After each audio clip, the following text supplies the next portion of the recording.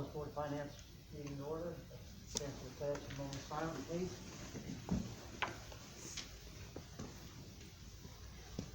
Pledge Allegiance to the flag of the United States of America and to the republic for which it stands, one nation, under God, indivisible, with liberty and justice for all.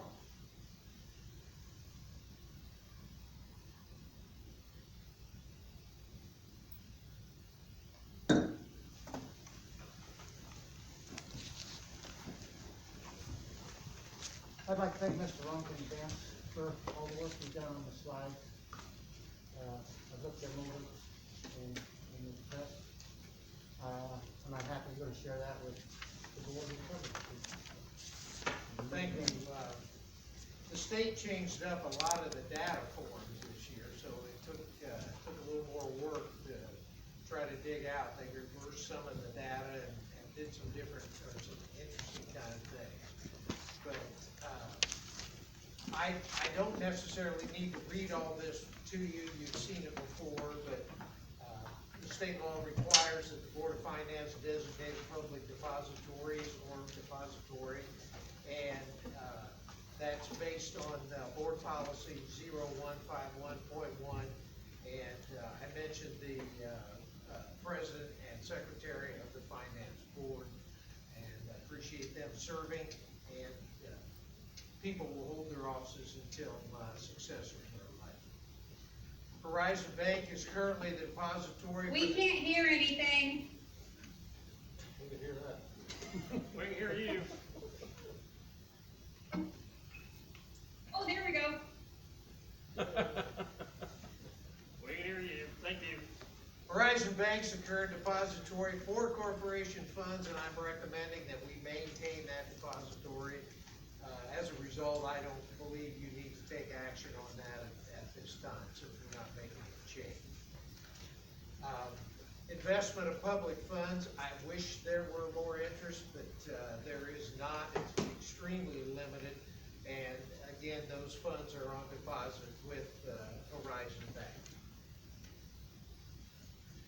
As far as outstanding checks, there are none, so there is no necessary action needed on that front at this time. And this would be something that I would like to look at. I added an item here, but the law requires that you as a governing body establish goals for expenditures, and I am suggesting two.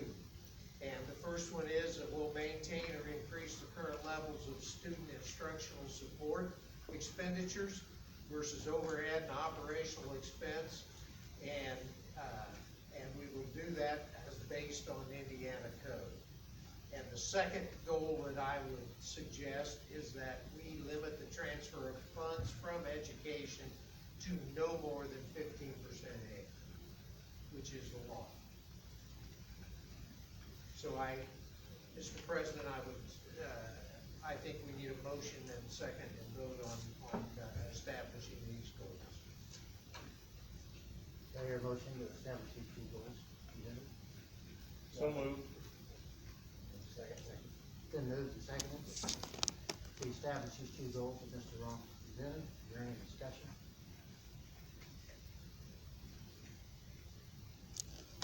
Hearing no discussion, we'll vote. All in favor, say aye. Aye. Opposed, same sign. Motion carried. Our student demographics have remained very consistent, and you can see over time that the graph shows a little more difference perhaps that would be there, but the way it's broken down. But special ed student population has remained much the same, as has English language learners, and there is some variation in free lunch students. And over the last 3 years, you can see it's gone between 53% and about 54.5%. Did I get one of those handouts?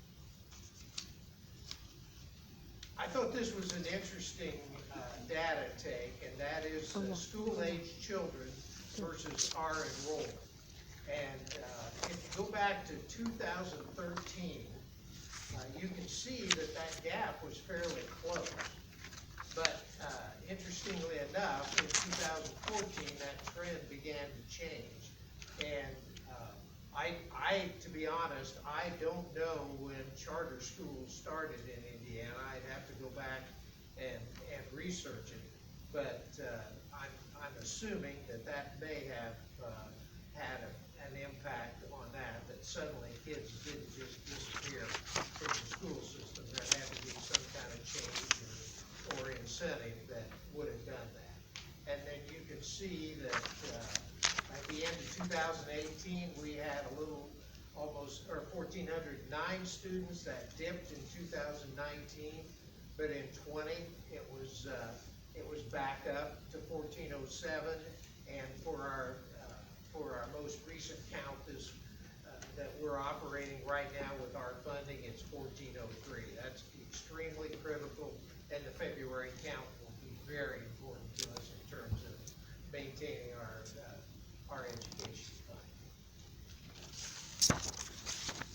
Here's the net assessed value of our school corporation, and while there have been a couple dips, over the last 3 years, it's been a pretty steady growth. And I've heard mentioned before, we began this meeting about the economic development and the impact it would have on our taxes and the school corporation and the county as a whole. So it's a very critical issue.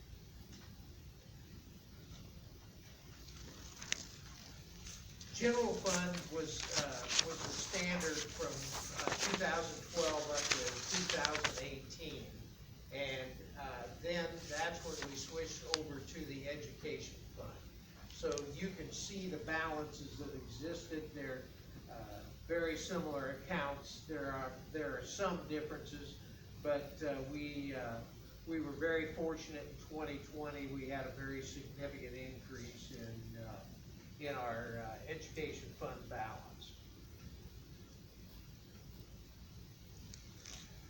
Our debt service balance varies based on some decisions. I'm not sure, Andrea and I talked, and I believe this year the person we were working with at DLGF was looking at us using some of our balance to pay and reduce our taxes, which is interesting because I looked at some other school corporations that had anywhere from $800,000 to close to $1 million in their debt service balance. So I guess there's somewhat of a dependency there on the person you're working with.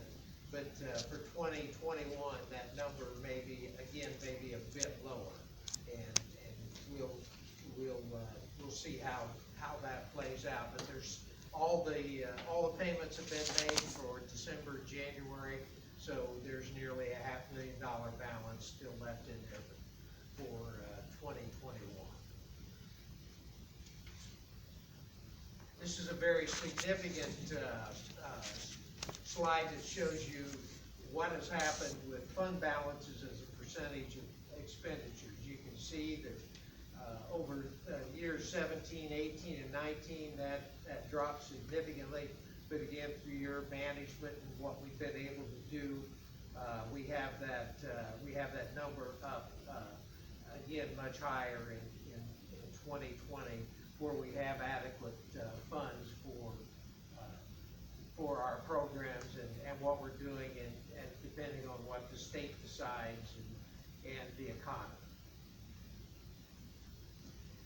This is the annual deficit surplus, and it's again pretty reflective of what we were talking about. So that shows you how much we're spent over some of these years and what the result was. But again,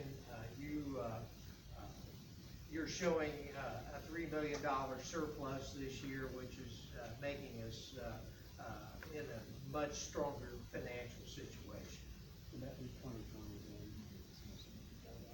I'm sorry, yes, it should have been, I apologize.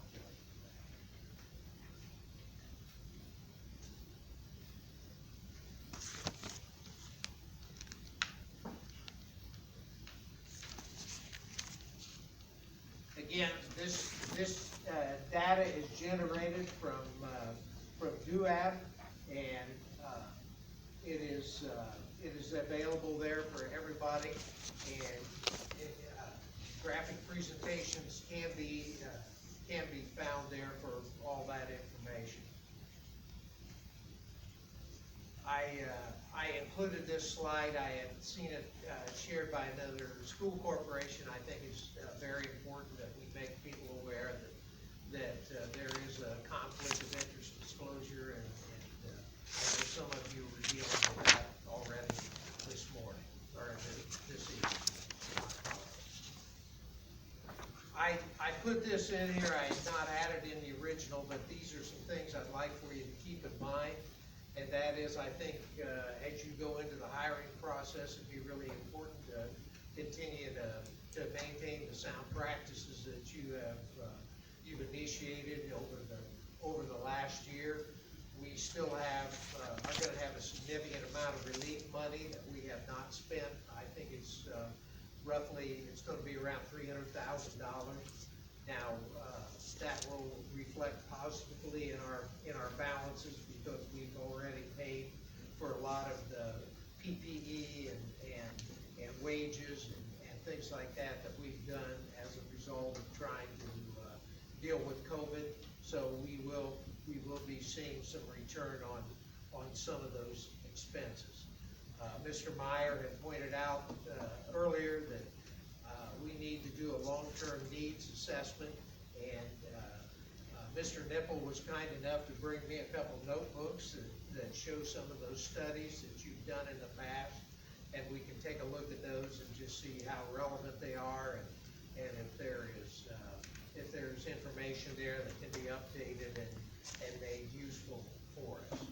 And the other thing is, I think we should bring back Baker Tilly and talk about bonding options depending on what we discover in terms of long-term needs. We have talked about one of the very unfortunate things is that the middle school, high school has some issues with electrical and with plumbing that we are going to need to address.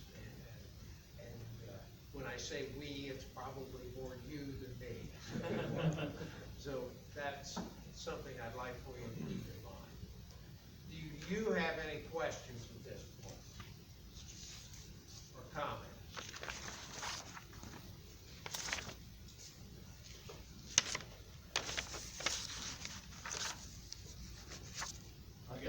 I think, we're all welcome to positive direction and keep it going, compared to the last couple of years. I think that's through your leadership. I appreciate that. Thank you. I did have a question. Is there a rough idea on any unreimbursed funds that we haven't collected yet, like this, the electric bus or? There's also $315,000 on hand that's not reflected in the balances. And federal stimulus money, It was $300,000. and that'll be added to it. Yeah. As it comes in. Yeah. So it'll even look better than what it does now. Yeah. It should. And Allison, is there much more in terms of grants that we are still seeking, we will be seeking reimbursement for?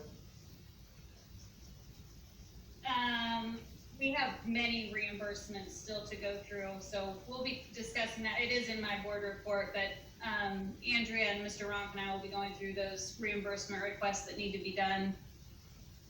So you can foresee, we're probably ready to completely close out Special Ed 19 grant. We need to claim a majority of our 20 grant. And at this point, we could even start claiming stuff out of our 21. It's all just whether or not we have numbers from payroll that we can then submit reimbursements for, since the majority of everything that's been spent has been salary. I will really strongly compliment Allison. She's done a great job of getting those grants caught up. And we were that was one of those items that we were really hurting in terms of being, in some cases, 3 years behind seeking reimbursement. She had to rewrite many of those grants more than once, and did a very good, has done a great job getting that done and getting us back in better shape. Well, thank you, Mr. Ronkin. I'm just gonna go ahead and share, like, it's in my board report, but, so yeah, like he said, those had to be rewritten. We just found out there were 2, possibly a 3rd grant, I'm waiting to hear back from the state, that due to COVID, they had extended deadlines, but then a couple of people who have now left the state decided to go ahead and have corporations file their fiscal end of the year report. And normally you don't do that until the grant has been exhausted. But they didn't want school corporations to have 3 grant cycles operating at the same time, but they didn't communicate that out until you got the notice that, hey, you didn't do this report. So scrambled and got 2 of the 3 done on Friday. And what will happen is that money will then roll over, the 18 money will roll over to the 19 grant. And then I have to amend those grants, and then we can seek reimbursement. So a lot of work, but that's what the state does, so. Any questions? Stimulus money go to our operations, cafeteria, or just kind of divided, just depending that we got left? Sorry to interrupt you. A lot of this money has been spent salary-wise. So like Title I, our interventionist, PD that maybe has already been spent, and technology expenses, I think we're still waiting on some technology to come in that was ordered.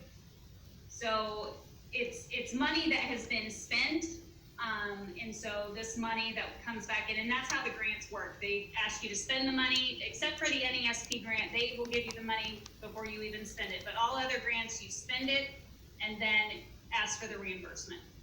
The PPE was out of operation. Okay. Yeah. And Andrea, do you have a rough idea what that number is? I don't have my fund report with me, but if you look at the, Was it around 60,000? I'm thinking, Yeah. I think, yeah, it's maybe a fun. Is there anything else, Mr. Chairman? No, sir. Okay. Anything else? Okay, well, thank you, Sheriff, again, for sharing that with the public and the board. All right, and we will post this on, I'll get that one slide corrected, and we'll get this, posted on the website.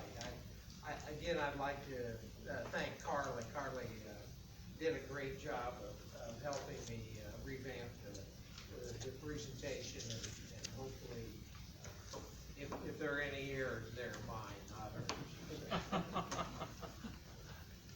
Very clear. Anything else? Is there a motion to adjourn? Move to adjourn our, Second? second. Then move second, we adjourn. All in favor, say aye.